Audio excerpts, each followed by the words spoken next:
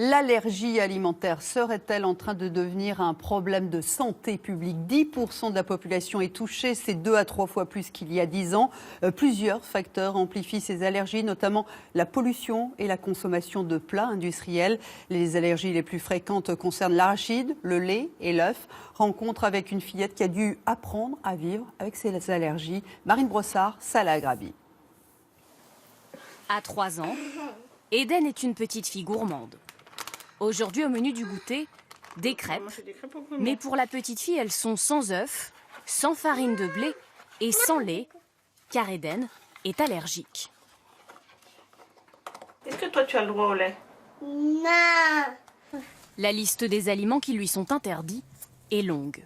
Lait de chèvre, lait de brebis, blé, noisette, œufs, quinoa, bœuf, colza, sésame, moutarde, avoine, amande, veau, agneau, mouton, arachide. Au contact de ces aliments, Eden pourrait faire une réaction potentiellement mortelle. Alors chaque sortie nécessite la plus grande organisation. Dedans, il y a son antihistaminique, ses corticoïdes et surtout ses seringues d'adrénaline. Une fois par semaine, Mélanie Dugast doit se rendre dans ce magasin bio, spécialement pour Eden. Oui, tu as le droit. Vanille et chocolat. Elle scrute la moindre étiquette à la loupe. Ça prend énormément de temps. Parce qu'il faut tout vérifier, à chaque fois.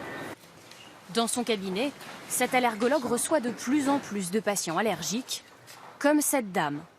Récemment, elle a développé une allergie à la pomme, à la noisette, et depuis peu, c'est la cerise qu'elle ne supporte plus.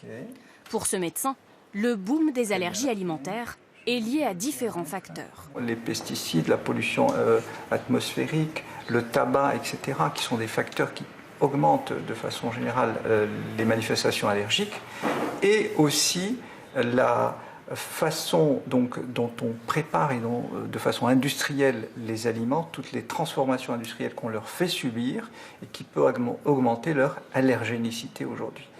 Tiffaine Bordier est la tante d'une petite fille polyallergique sévère. Alors elle a lancé sa start-up. Avec des produits simples, farine de millet, fécule de pommes de terre, elle confectionne des madeleines sans allergènes. Là c'est bon, elles sont protégées, elles peuvent sortir. C'est quoi le risque dehors?